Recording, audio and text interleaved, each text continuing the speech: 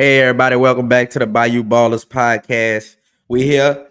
Happy Juneteenth. It's June 19th. I think this is the Yes, sir. first year that since they named it a federal holiday throughout the Second, 'cause I this the got off second last. year. Yeah, All right, last year. So the second year. So happy Juneteenth. I'm glad anybody who was off, I'm jealous of y'all because I wasn't. my my man bad. Tree, my man Tree was off. So how you day been going so far, brother? Yeah, And great, a great. lot of things happening. Started a 5-day weekend. With my wife's birthday tomorrow, so getting this house in order. I've been a house husband today, but Heard. it's been all good, bro. Heard. Everybody, y'all gotta wish the wife a happy birthday, man. For We sure. had mom's birthday the last show, and now we got wifey birthday this show. So a lot of things happened since the last show, though, brother. Yeah. We have a new finals champion, the Yes, Boston sir. Celtics. They have they're gonna raise their 18th banner next year, and we're gonna touch on them winning, because I know you got a little bit to say about Tatum not getting the Finals Mhm. MVP. But what was your thoughts on basically the NBA season as a whole? I see a lot of people talking Mhm. about poor coverage. They didn't cover the finals they didn't make it as special as it should have been. Mhm. What was your thoughts on that? Because I kind of agreed on it as well. Yeah, I agree with that because I mean, it made it seem like it was just a regular game in October, Right. and it's the NBA Finals. I mean, they kind of stopped doing it. The player introductions like they used to. Yeah, They used like to have like the entrance music and you like did they it have just they added. had the trophy on the court, like the decals? They don't. It didn't. Why? And Like, why they don't and have that? their excuses their excuse they said they couldn't have it on there is because it was making the floor slippery. But then you went all out for the in season tournament. Like those floors Yeah, looked you had a whole amazing. color court, And and it caught people eyes. Them floors. right, you made an in season tournament essentially bigger than your championship series, and I don't Mhm. understand that. And look, that's why the NBA is always going to be little brother to the NFL. They don't understand the presentation of the moment, and maybe if it's Boston versus LA, they act a little bit different with it, Mhm. but they definitely didn't cover it. And I thought JJ and Doris did well. Mike Breen always doing well, Mhm. as the Hall of Famer he is. But even then, I don't think they added outside Enough of Mike oomph. Breen. I think he They was ain't give trying to enough oomph. carry it. Like they didn't add to the moment, and like Right. it just it just didn't feel like a championship series. But The it one is what it thing, is. I think that's something they're gonna learn from for next year. yeah, and you got to remember, JJ. This is first year, right? It's like his Yeah, second year commentating. this I is don't this know. is not his first year commentating, but this is first year being like on the A Yeah, team. I think it's like his second, third year commentating, but his first year straight into the NBA Finals. Mm-hmm. Not with too much commentary experience, I should say. Doris Burke, she's a vet, but she's not too opinionated or critical of players because Right.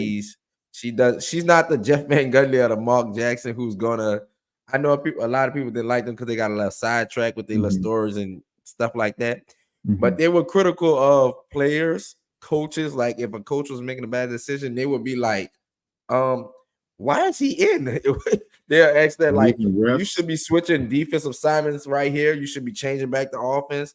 They were critical like that. But Doris and JJ, JJ is kind of he'll do it because obviously he might be a coach soon, so he knows Mm-hmm. um how to dish out, I guess, criticism towards coaches. But I think they were holding back a little bit because of Yeah. they're being a little passive aggressive. But the halftime shows, I don't think I watched one of them. Mm-mm, me either. The whole time, it's not even they was bringing players on, current players. I wasn't a fan of that. I tweeted, stop bringing current players on in the halftime show. It's Mm-hmm. corny. What you expect them to say? You asking them questions like, you think the Celtics can repeat? You ask that to Joel Embiid, bro. He's in the East. What you think he gonna say? Should he be like, yes, they're gonna repeat next year? That don't make no sense Right. to me. And Paul George right there, Embiid's future teammate, giggling with him. But I think it was a fail for the NBA Finals altogether. The players were great. The teams were Mm-hmm. good. They put on a show as they should, but I just think the coverage of it was pretty disappointing compared to the NFL. Like Mm-hmm. if we got to get some halftime performers out there, Something. Give something, Like, put somebody out there. Like I know it's 7 games, but damn, find 7X if you got to. yeah. Like, Every bro, like, I don't halftime, even bring them know. out. Like, I don't know if you remember like the 2013 and 2014 NBA Finals, like The Spurs and Heat. like the two Oh, kids, like it was epic. a little boy for the Spurs and a little girl for the Heat, and they would sing the national anthem. And like Man. even that shit was intense because it was like a little like Everybody right back there. and forth. So it's Right. like it was like next year we bringing them both. Like once they realized it was gonna be the Spurs and the Heat, they brought them back again. Like Right. it just It's adds to great. the moment, It's man. the feeling, bro. And I think Adam Silver just kind of dropped the ball this year. Maybe they put all their eggs in the in-season tournament. Mhm. And so hopefully next year we get a little bit more of a presentation. And I think for some people, they're hoping it's 2 teams that they feel might be worth it. Because I got think a question sometimes for you. Yeah, go ahead. Oh, my fault. Go ahead. Finish. I might I ask was the just gonna question. say, sometimes like when it's a team that everybody or 2 teams that everybody wants, Yeah. you don't even really care about the commentary because you're just watching the game. Right. But these 2 teams, you probably needed commentary to maybe carry it a little bit more. So I think that probably added. That's probably why everybody was looking at it that way too. Right. And this is the problem with parity, though. When you have parity, you don't have rivals. You don't have the LeBron Warriors. I should say the Cavs Warriors. You don't have the Heat Spurs. You know they back to back. There's a story behind it. The Spurs blew that lead. They're coming back. Tim Duncan said, "We're gonna be right here. We want them the next year." And what they did, they ran through the Heat that year, shot like one of the biggest point differentials in the finals. So I think in that the new free agency and CBA affects that about not keeping teams together. You know, you got to pay a lot, and there's a lot of you limit your team when you only. It's going to be hard to keep the Celtics together like for years and years to come because when you win, everybody gets paid, and if we got everybody paid, now they role players play pretty good, paid purchase Sam Hauser, but usually you don't get that out of those guys on every team. But I think we're gonna see more and more of different teams in the finals because it wasn't no story behind the Mavericks and Celtics at all. No narratives, no history between the 2 teams. So what are you got? What are you? The only thing you could push Luka first championship and the Celtics 18th title. So I think it was hard to push those 2 teams, but we'll find out next year. And I think the NBA they need to lighten up. And this one thing I didn't put on. Before we move on, we're gonna touch on Jaylen Brown winning Finals MVP. You think Tatum should have won because he led the Celtics in every major category? Well, yeah. And look, here's the thing. I want to start by saying, look, that's not saying that Jaylen Brown isn't deserving in his own right. I think he played well. He played well this whole postseason. He had a lot riding on this season, a $300 million man. And people saying he can't go left. What the hell? He can't. Giving him that much money for, and he still can't. But guess what? Guess what he can do with his left hand? He can put that ring on it now.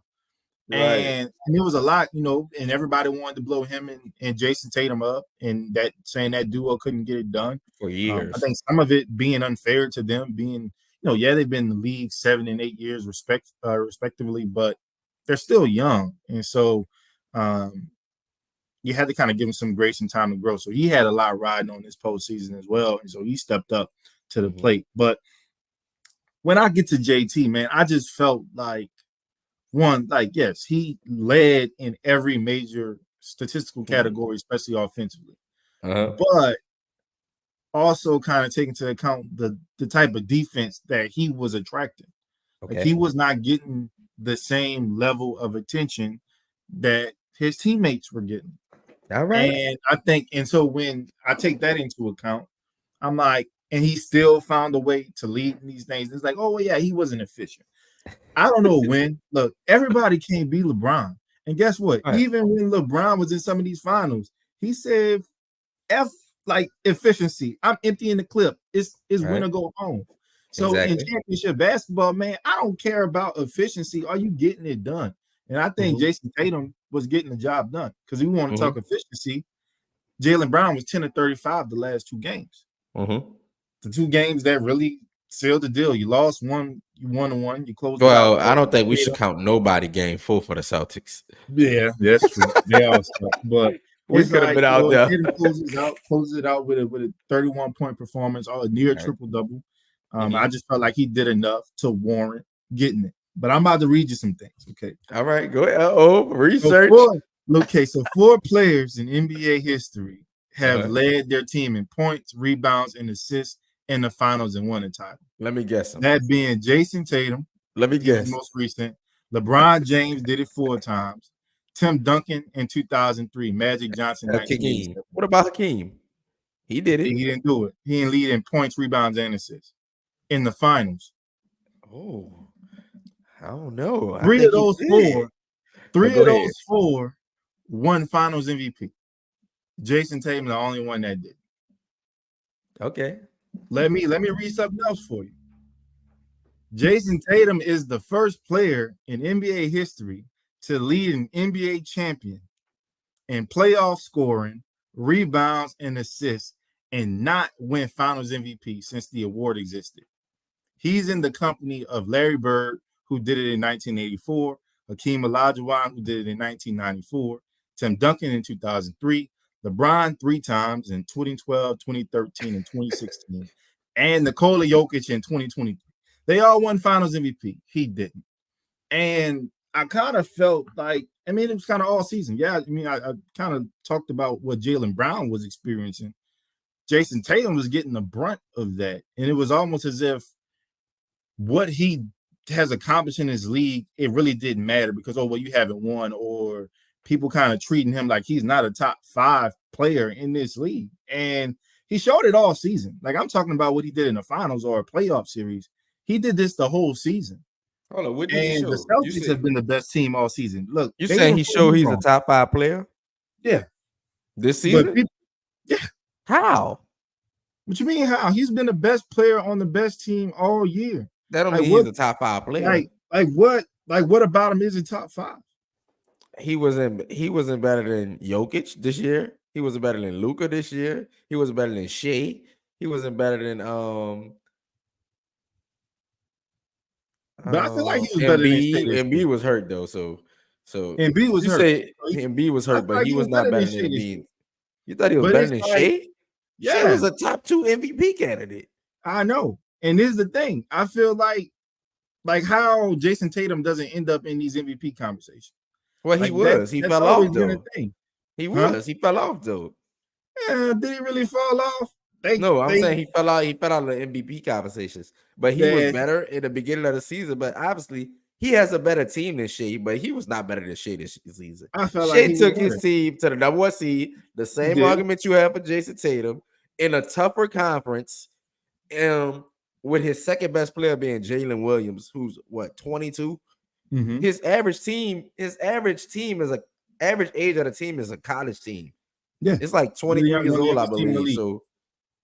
But Shea, we ain't gonna make it. We ain't gonna make this about Shea because but I'm Tatum just saying when we talk about, and I'm talking about in totality. I mean, this dude been in the league 6 years, and he's always been either in the conference finals or the finals outside of 1 year where they lost in the first round. Mm-hmm. So it's like so much disrespect has been placed on Jason Tatum, and I really don't know why. Like, he's not a bad dude off the court. Like, he don't get in trouble. He don't say. I don't see the disrespect though. And I felt like it was already an anti-JT campaign. And I kind of knew what it was. But you average 30, 10, and 6 in the Eastern Conference Finals. And they say, yeah, we still about to give it to Jaylen Brown. Like the MVP. You saying the Eastern Conference Finals? Yeah, the Eastern Conference Finals, the Larry Brown or Larry Bird against the Indiana Pacers. And it's like, when I saw that, I was like, okay, I see what, like, he would literally have to average 35 to 40. That's kind of what I felt like he truly needed.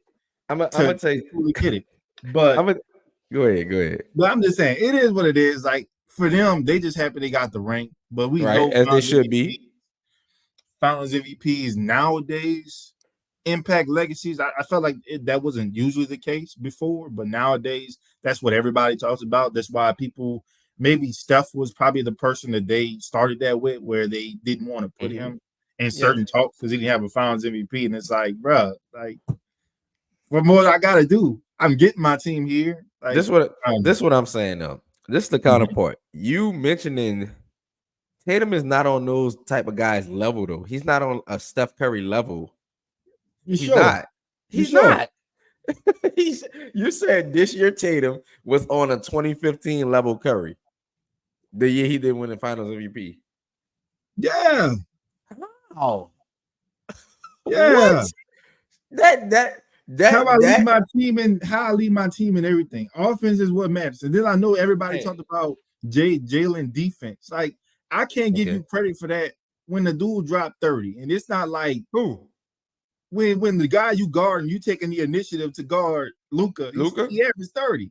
And it Yeah, wasn't but like he shot 24% from three, way lower than his regular season. With what you just talk about when he efficiency, been shooting bad from three for majority of the postseason. not 24%. Not 24%, but I'm getting everything I want. I'm Did getting Luca everything look? I Did want. Luca? You thought Luca got everything he wanted? Luka was getting No, everything he wanted. What he did Boston took not. He away was his struggled. ability. What Boston took away was that lob. And guess how they did that? They put Jason Tatum on the center. Right. Jason Tatum being 6'8", 6'9", guess what? I'm taking that away. Mm-hmm. So now we can just play straight up defense, and now we helping. But like I said, I felt like Jason Tatum did more than enough to get it, to win.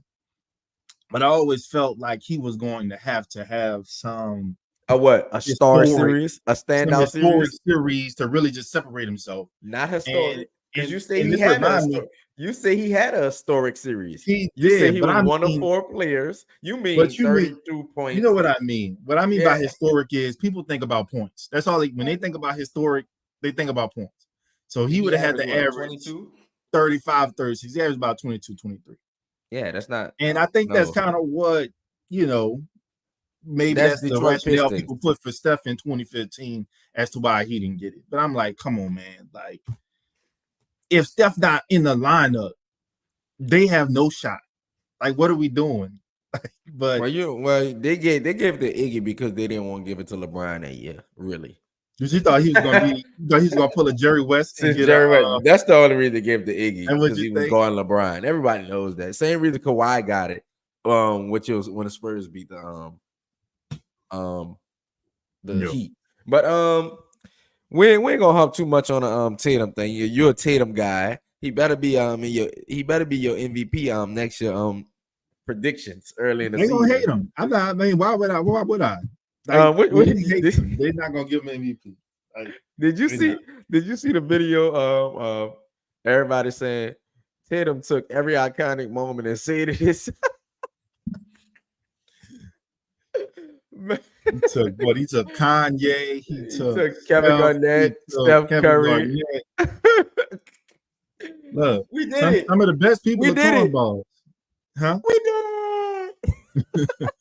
Some of the best people are cornballs, man. Like Man, the one thing I he went to took from Duke this for thing, crying out loud. I ain't gonna act like the dude got a level of swag. I mean, he had a great picture though with his son. That was an iconic yeah. picture though. I can tell you that when you're holding the sun up with the confetti, that was a great picture. But one thing I noticed I took away from this after the game is them guys watch Twitter. He been on Twitter since he been commenting on all the when they bring up the same like type of statue, the graphics they bring. He said he like, wow, what they gonna say now? This all they should be telling me when they in the interviews during the regular season. I don't pay attention to none of that stuff. I don't He really. lying. They be lying. They be watching all the talk shows. So when y'all find Bayou ballers, just know Jason Tatum, Trey love you. Tay, Hey, I I, got to I rock for gotta my Duke brethren, man. I gotta see more to elevate you into um superstar status of with the big superstars, man. But hey, first ring for the Celtics, for them guys, Jaylen Brown, JT, Drew Holiday got his second, Derek White got his first, Porzingis, and Porzingis is getting surgery. A little side note, he's gonna be out a couple months with the strange leg injury. Shouldn't be too big of a problem. No, a couple months. He got a long time to recover. Sure, he's gonna be at the parade with his crutches on. Mm-hmm. All right, let's move on to new CBA and free agency rules right in effect, bro. Soon as the Celtics win, we got Siakam with a 4-year, $189 million extension with the Indiana Pacers. They traded for him at They traded for him a couple weeks before the trade deadline, I believe. He was Yeah, it was like a a lot of week or people. two. Yeah, it Yeah, was like a week or like two. a week or two before the trade deadline, they traded. I I forgot who they traded for him actually. Who Dang, did they trade for him? Because it wasn't like dang, that's I don't tough. think it was like a star player or anything. Like I'm trying to remember who they traded Bruce for. Brown, Bruce Brown, Oh, that's who it Bruce was. Brown, Yeah. and yeah, you know he got that $20 million deal this offseason, so they Mm-hmm. traded Bruce Brown. I think in the first couple first round picks, I believe. Mm-hmm. But yeah, Bruce Brown, a couple first round picks for Siakam at the deadline, and he's extending, which we expect this when you give up some picks like that, first round picks, Mm-hmm. unprotected. You expect the guy to resign. When I saw this, I thought it was 5 years, but this 4 years. This is Mm-hmm. like 45 million a year. Something like that. Yeah. Almost. But they had to do it. They got to the conference finals, even though they played a couple injured teams with the Bucks and the Knicks. Hey, they got there. Mm-hmm. What do you think of this deal? And do you like it for the Pacers? Yeah, I like it for them. Like you said, if you're gonna go out and trade for a guy and give up that much, especially from a draft compensation standpoint, Mm-hmm. you got to bring him back. It can't be a 1 year rental or a half a year rental. And I think he provided or had some good chemistry with Halliburton. Mm-hmm.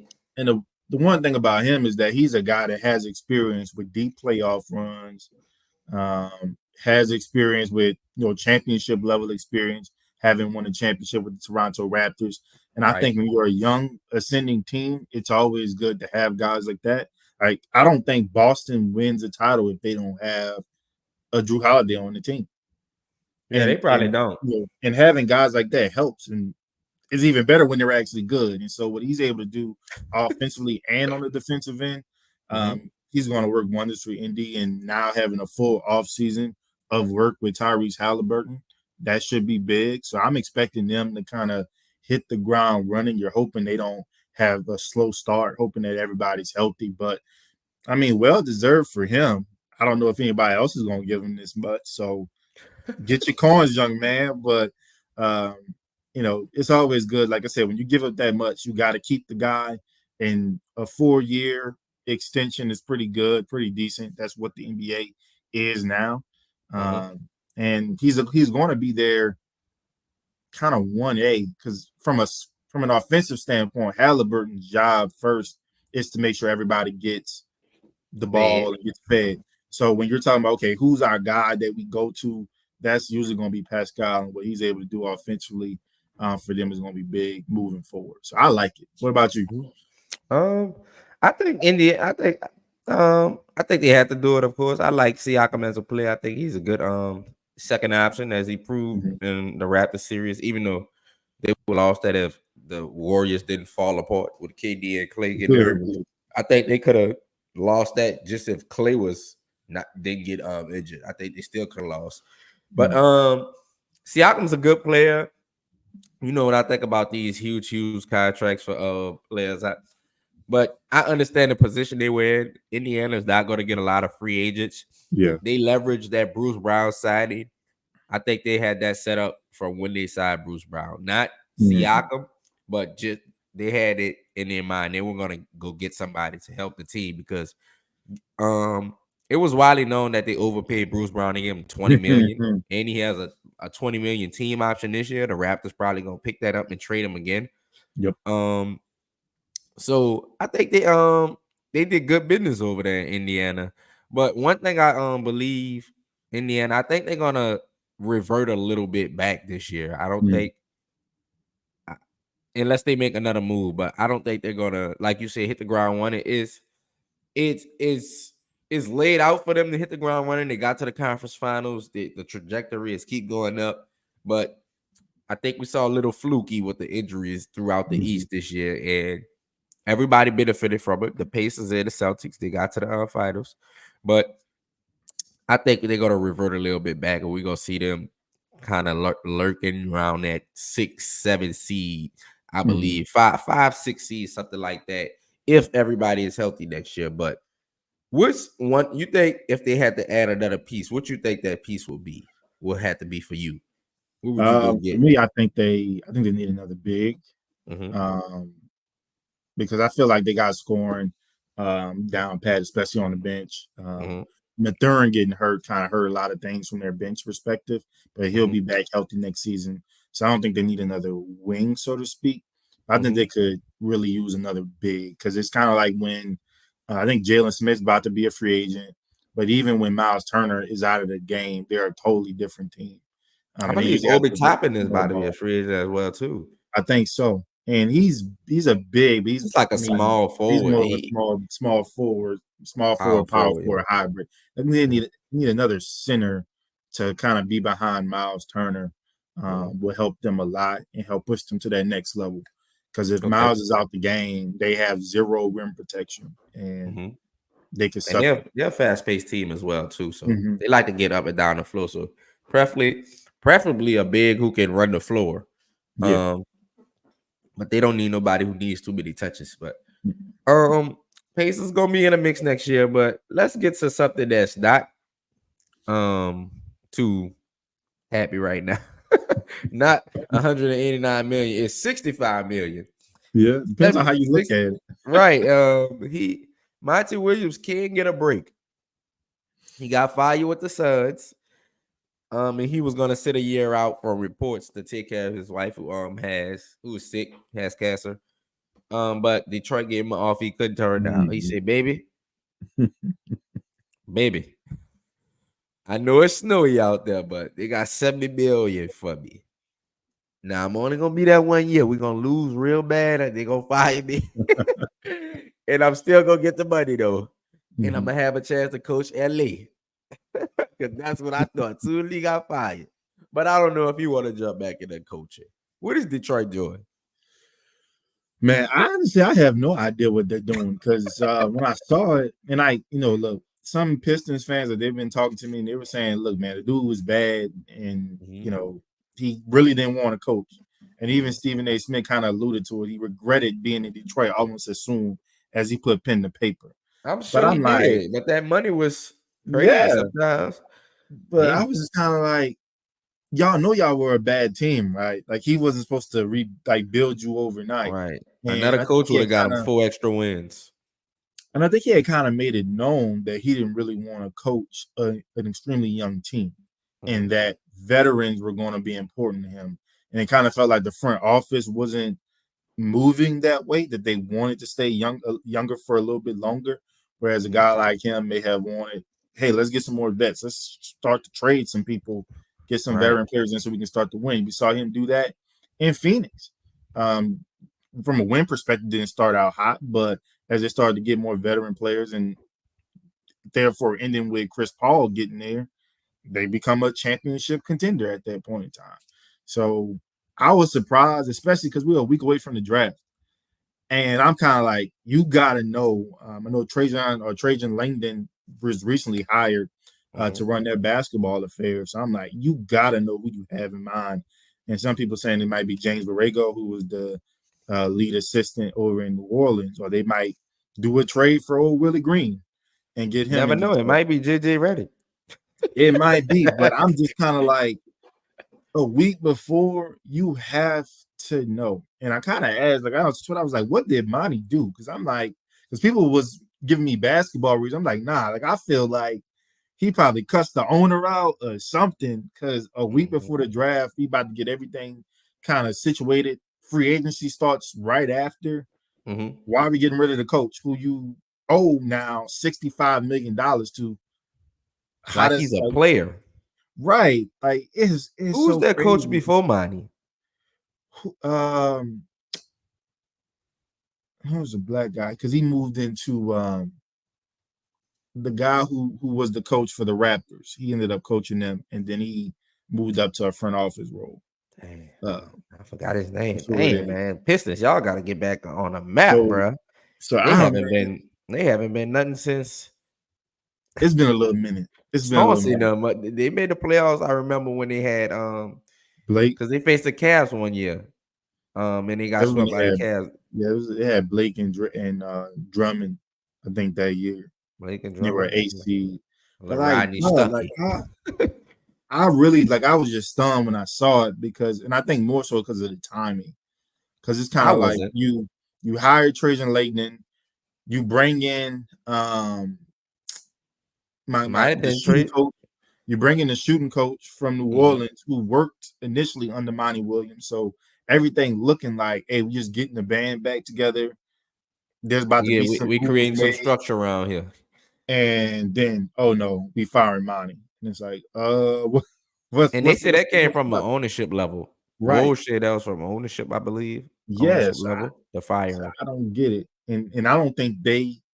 I like to think that people that are in a position to own a team, they make smart decisions or more Mhm. smart decisions than non-smart ones.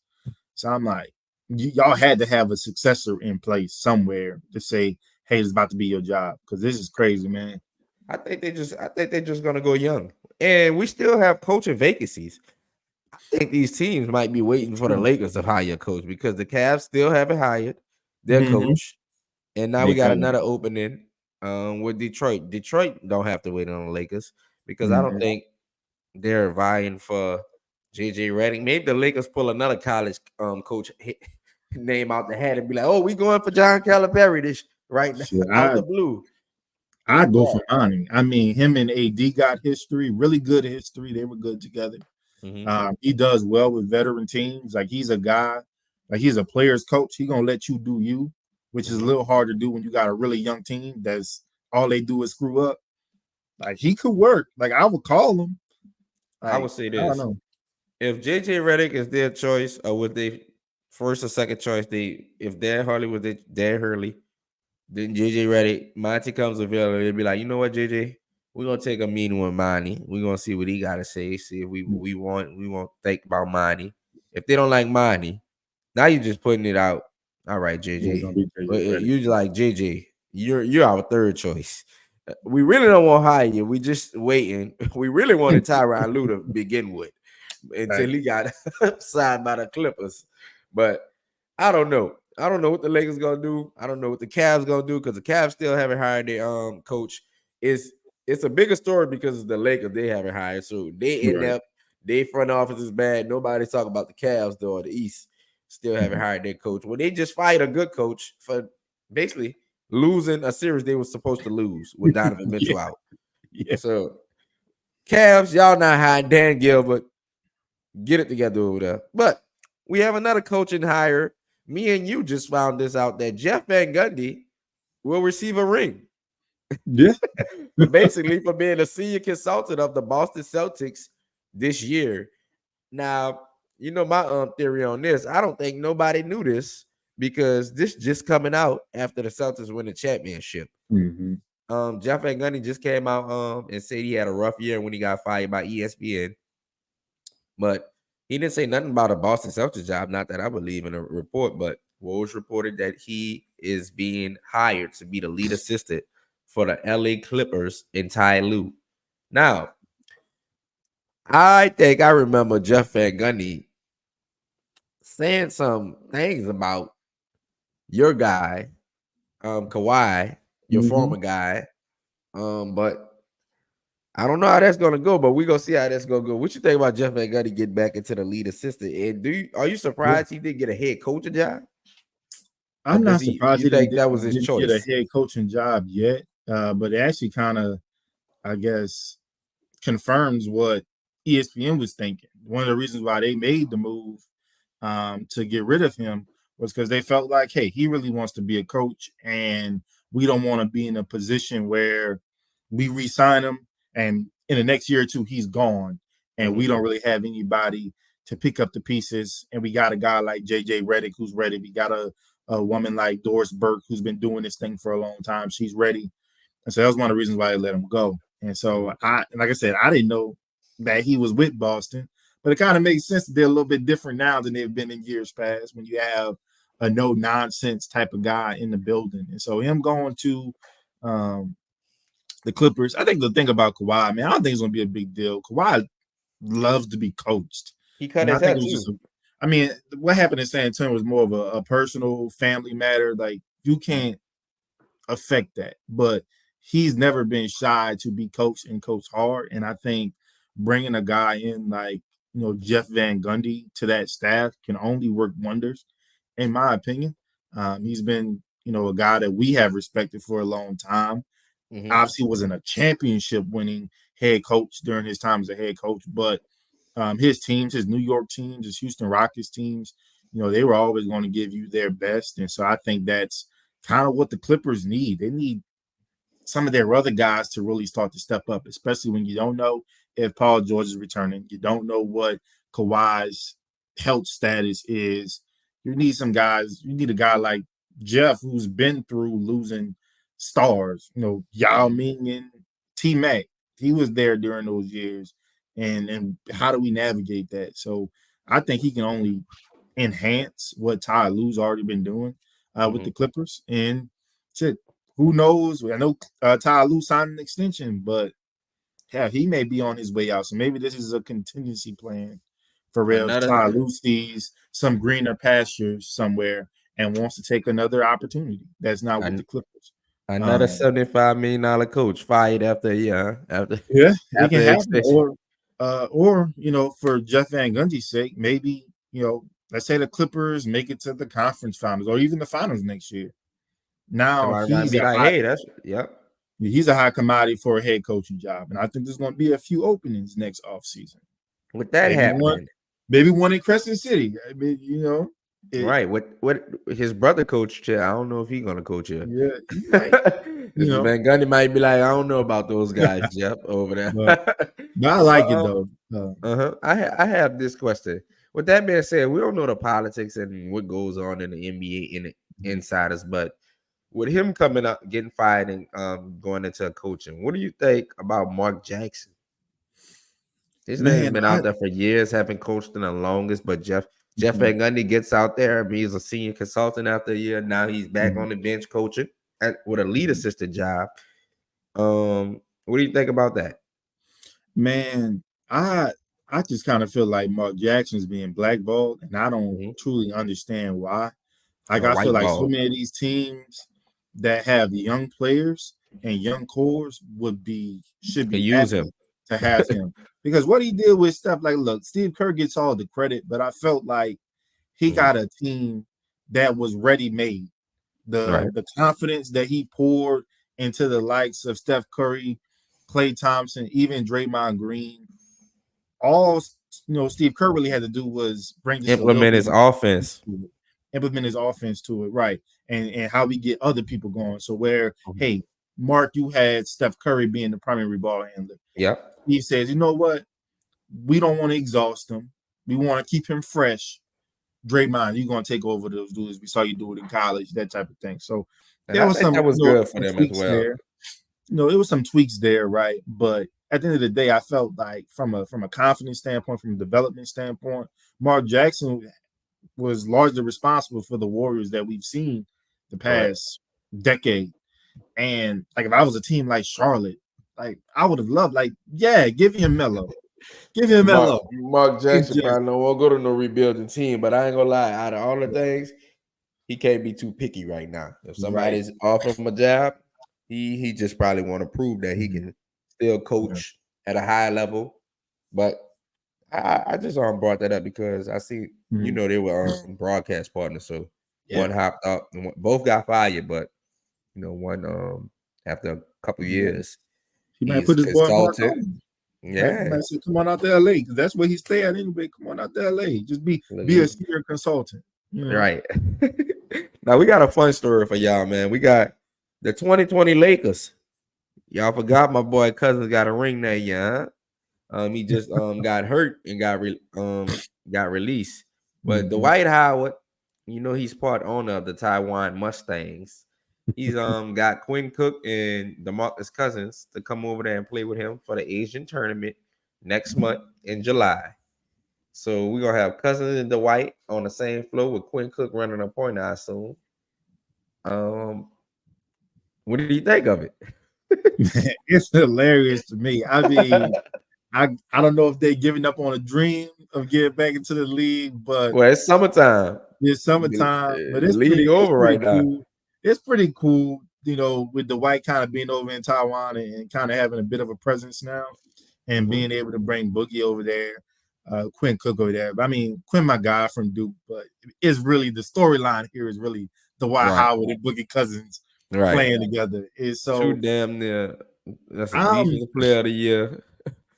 I just need to know what time. I need to know what days, what time, because I at least want to see the first couple. I want to see the first couple. I It's want to gonna see be what like everybody's Indian cousins. You like. know, the I white want, shooting threes out there. I'm He about to say, dribbling.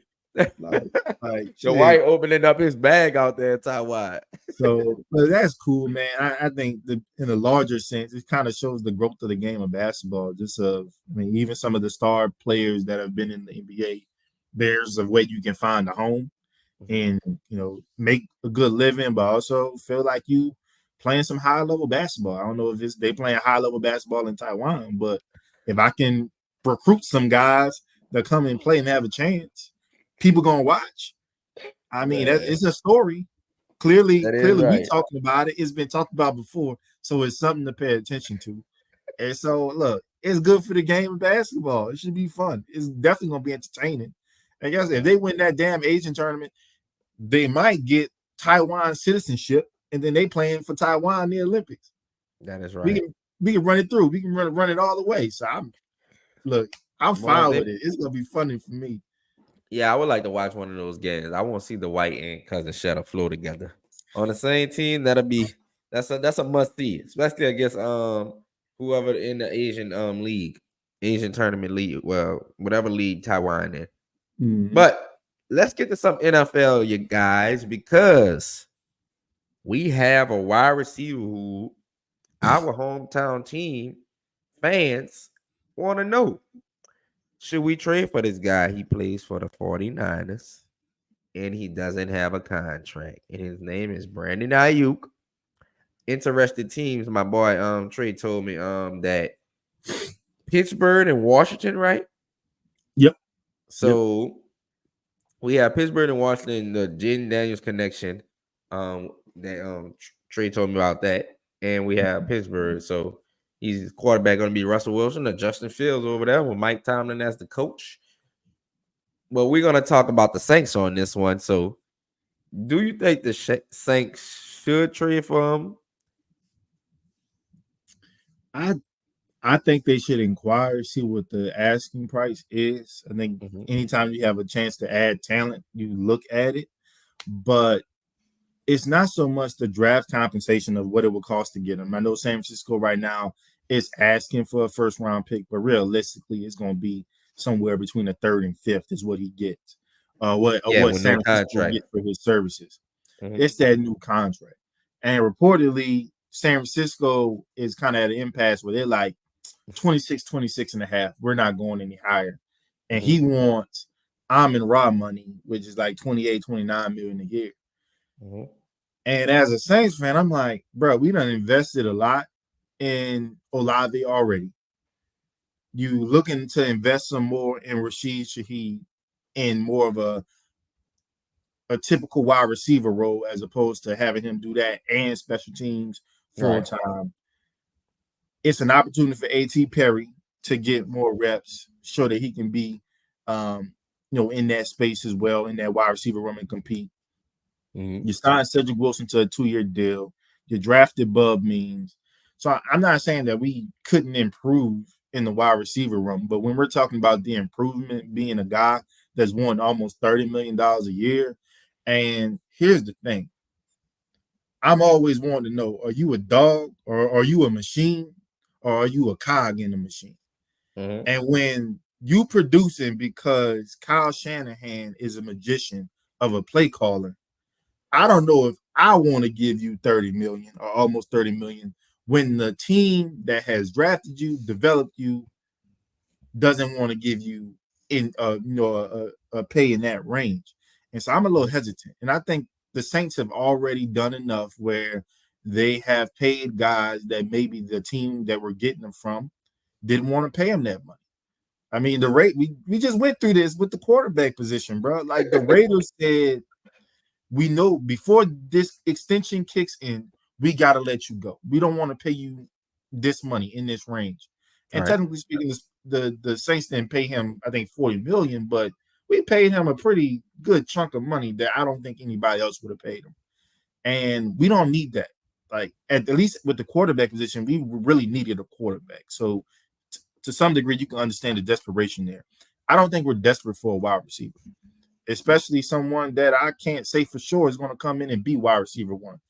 The contract's going to say he's supposed to be, but on the field, what happens when Olave or if Olave outperforms him? What if A.T. Perry outperforms him? What if Shaheed outperforms him?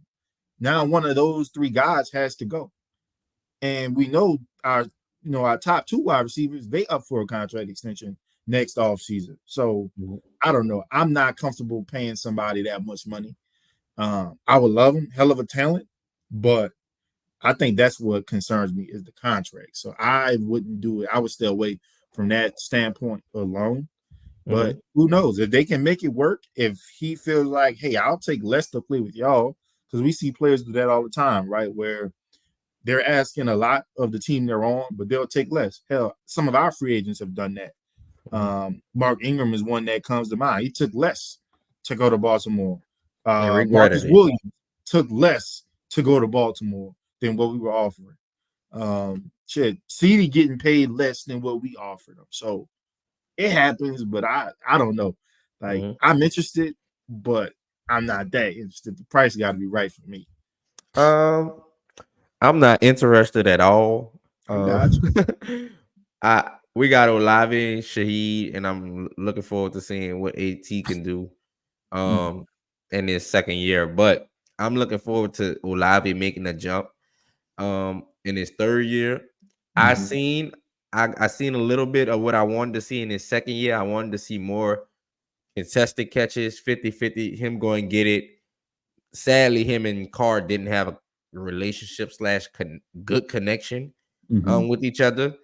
But hopefully they've been working on that, and the third year they can connect. He had a new quarterback the second year, last year. So that's understandable. But this year they need to be hitting on all cylinders. Those two, that's his number one receiver. Shaheed is our deep threat and explosive guy. But Olave, he's a speedster too. He can beat you down the field as well, as we saw the first and second season. But I'm looking forward to Chris Olave making more contested catches, 50-50 balls going up there. When we're in trouble, Derek Carr scrambling, just give him a shot and let him make the play.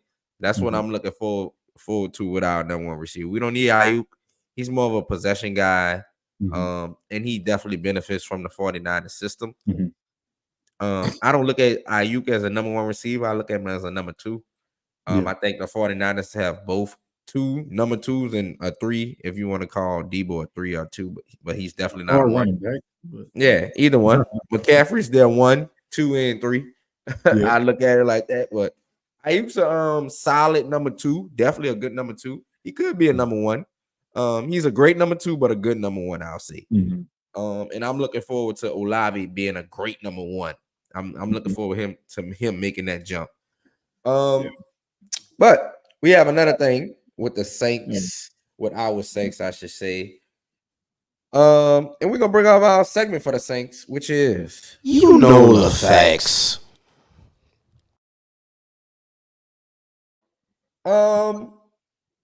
After last show, we had CMC. He got his money. Christian McCaffrey. We both agree he's the best running back in the NFL, and we spoke this into existence. You spoke it into existence. I did. My bad. I did. And we get it not even a week later, 4-5 days later into what? OTA minicamp? What is this?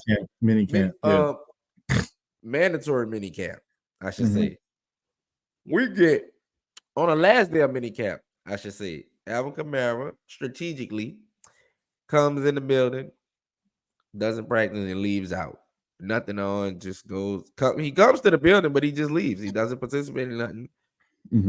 And it's been reported that it's because of a contract. He wants a contract extension. I looked on some Saints pages. Everybody been talking about how many years and how much money should they extend them. Now, first, do you think they should extend them? And what's the number you would extend them at if that answer is a yes? I think when I initially saw it, my initial thing, I was like, I'd give him 2 years, $30 million, and probably do like 17, 18 guaranteed. 17, 18 guaranteed. That was my initial thought. And then I had to start thinking about what has been happening or transpired the last few years, especially most namely without Drew. And then the last, I guess, 2 or 3 without Sean. And I think we've seen a little bit of a decline. And a lot of fans are saying, well, look, I mean, Pete Carmichael, the OC, we've been having offensive line issues, and I get that. And then it's like, oh, well, we got Clint Kubiak now. He's going to change some things. We could see a resurgence that we saw with Christian McCaffrey. And the thing is, I'm like, they've been in the league the same time. And when have they ever played football the same way? Who, McCaffrey and Like Christian McCaffrey Kamara? and AK. From a receiving standpoint, yeah. But AK's never been the bell cow that Christian McCaffrey was. Christian McCaffrey came in and he was the lead back. AK, his whole career, he split with Mark, splitting it. And I think even in moments where we've tried to ride AK, it hasn't been beneficial for us, and it hasn't been beneficial for him, especially health-wise. Last 3 years, averaging under 4 yards per carry, about to be 30. I'm like, okay, I would still stay with 2 years. And when I wanted to look and see, okay, what's a comparable contract? Because I said, we're not touching Vanilla Sanders. That's a different ball game. I looked at a guy like Derrick Henry. Now, yes, they're 2 different style of backs. Derrick Henry is more so your traditional between the tackles running back. What did he get with Baltimore? He got 2 years, $16 million. Okay. And I don't even know what the guaranteed dollars are, but I know I think it was like 10. $9 million guaranteed is what he got. And what it sounds like is AK just wants, because basically after this season, his 2025 salary 9 guaranteed. And I'm thinking we might be looking at a restructure, because I think that 2025 salary is $22 million. Like, they're not about to pay him that. Like, we know that. So I think what we'll see is some type of restructure. And reportedly, that's what the Saints been trying to do for the past few months, and they just haven't reached anything. But I wouldn't go beyond 2 years. I wouldn't do that. And I'd probably keep it somewhere between 16 and 20 million. And, you know, if Derrick Henry got 9 million guaranteed, I might give you 12 or 13 guaranteed. But I think that's reasonable for the Saints, and I think that's reasonable for him. And that gives us a pathway that if we want to make a move, whether that be trading or releasing, that can help the Saints. Or if he feels like, hey, you guys aren't really in a winning situation, I want to have that opportunity to win a championship, then he can request a trade or request to be released, and we can move on that way. So I think we definitely should extend him or give him more years. I think he's done enough to deserve that, especially kind of staying true to the organization, because he could have asked out a long time ago, if we want to be honest. But I think he could have asked out after year 1 without Sean Payton. Like that first year, I think he could have asked out, and he didn't. And that's why I say maybe 2 years, but it's like a 2 year that's really so then we're going from where, because right now he has 2 years left on his deal, but it's really 1 year. So now if you add 2 years, it's a 3-year deal, but he really only have 2 years on the contract with us. So I don't know. I think they'll do something, but I'm interested to see what the number is, because we haven't heard what his number is. And I'm real interested to hear what he's truly wanting from a dollar standpoint. Well, you know what he truly wants. You don't have to ask. You telling us what you would do as a front office. He wants your guy Vanilla Sanders. He want that. Not that, close to that, because I'm pretty sure he's self-aware. But I'm sure he's like, if I'm in that position of Christian McCaffrey, I can do the same thing. I'm sure that's how Kamara is looking at it. But with the extension, you know how I've been on the Kamara topic. You know why I stand with this in his play. I don't blame it all on him, but it has been declining. Yeah. I don't want to commit any more money to, hey, if you want to restructure, we give you some more guaranteed money. But I don't want to commit any more years to none of our guys that we've been had in the Drew era. We don't. Yeah. Everything is based off of this season for me. We're not committing long money to nobody, because this season can be, hey, all right, Derek Carr's going to be our guy for another couple of years. or this could be Derek Carr is going to be gone after this year. We have a top draft pick, or we see Spencer Rattler, Jake Hanna, give them a year next year, or we have a top draft pick and draft a quarterback. Yeah.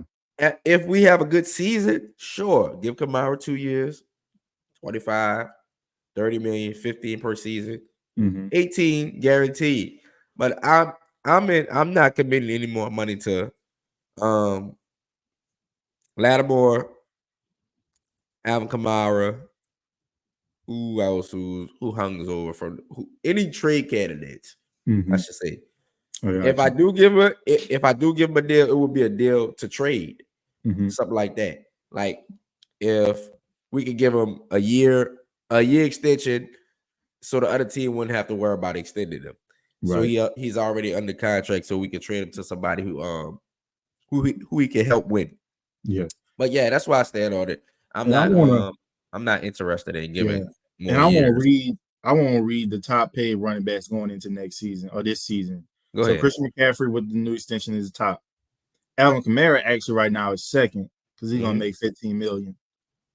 Jonathan Taylor is making $14 million. I don't think Alvin Kamara is better than Jonathan Taylor now. Okay. Saquon Barkley's at 12.6.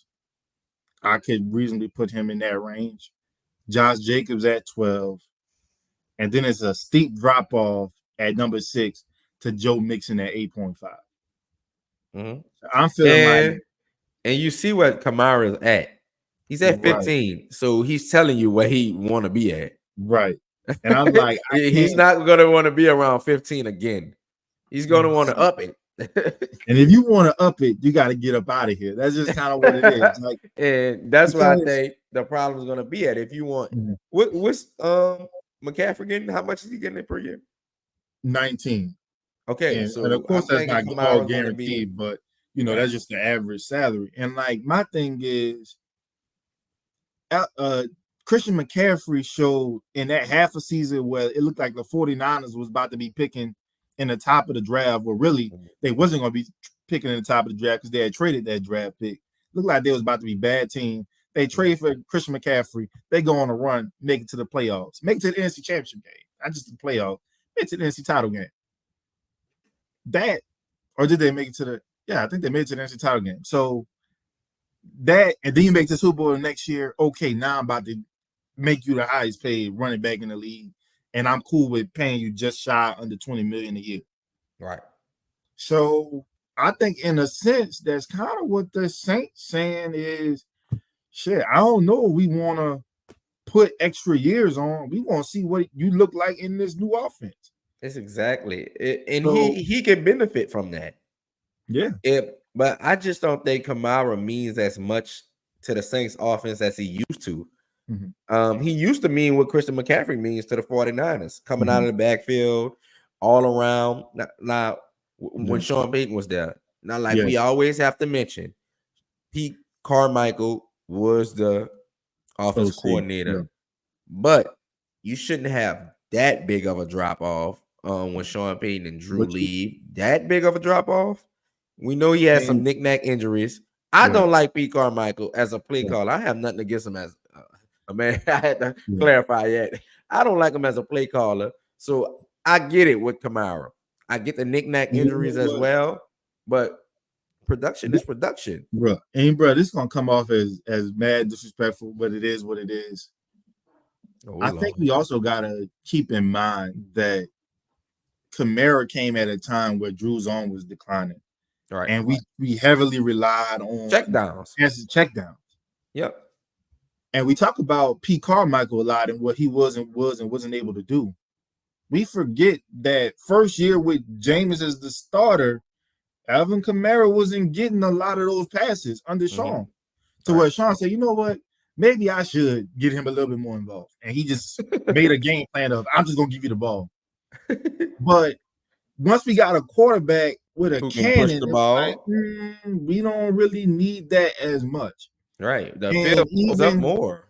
And keep in mind, Alvin was getting exhausted being a bell cow to where we had to trade for Mark Ingram. Yep. So back for Mark Ingram. So we saw some of these things occurring where even under Sean Payton, where we can blame Pete in the offensive line situation all we want to, but it kind of seemed that once maybe the talent level or the physical aspects of the quarterback changed, his usage changed.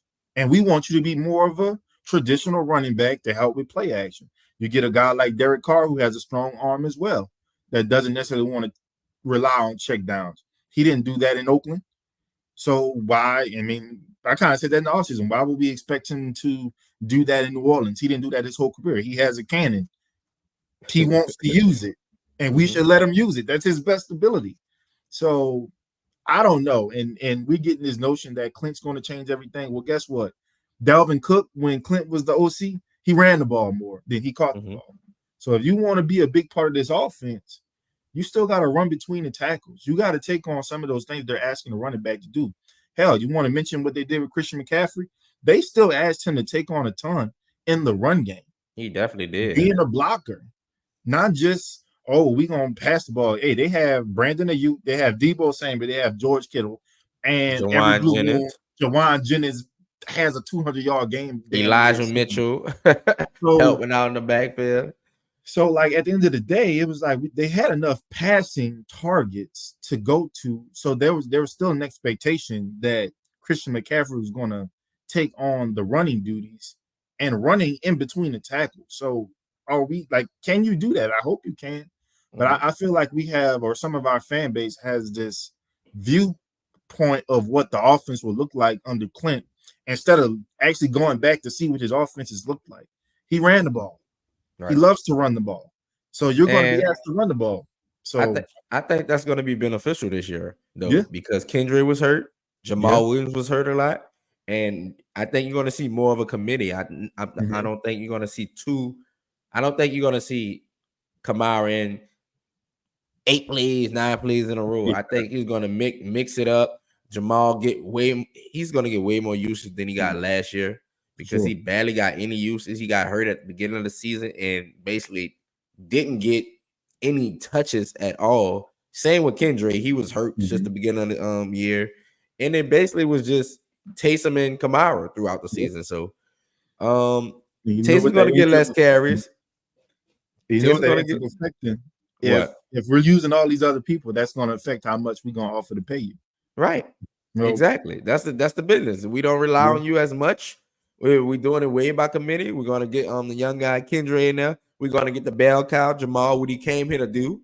And we're going to get you in, keep you fresh for explosive plays, third downs, get you on the field, take advantage of those linebackers and safeties, and make some big plays. And I think that's where Kamara's going to sit at. But I don't know if he's going to get the contract. In my opinion, I wouldn't do it because I'm not in the business of paying people off of what they did. Past years. I love you as a Saints legend. I hope you be here forever. But still, I don't want to pay you off past years. You start paying people off past years when you get to Cam Jordan age, DeMario Davis age, stuff like that. Kamara, he's still in a productive age where, hey, we need you to produce right now. You're not in your latter years. So that's how I'm feeling about it, man. Saints fans, y'all tell us what y'all think about it. Should he get an extension? And you blind fans, look at the production, please. Somebody was like, well, you know what? Despite everything, he still averaged, 1,000 yards a season. I'm like, all purpose. It ain't that hard to do that. I said, you want me to go down the list of the running backs that have 1,000 yards? I was about to say all purpose. Because I mean, like all purpose. Like we got running backs running for 1,000 yards, right? Which exactly. he's never done yet in his career. And we getting to that point where it's like we need that. Yeah. We need that. And I don't think he's gonna do it this year. I don't think he's gonna do it this year if the running backs stay healthy. Yeah, I think his usage will be down, but but I'm interested to see what we look like. And I think eventually a deal gets done, and I think it's probably gonna be like it's gonna be money that I think we comfortable as fans with. As if that matters, but like it's not our money. It's not our money, but we still look at it like it's our money. Whoa, you paid him that? Yeah, just we can't commit to stuff like this when we have no defensive line.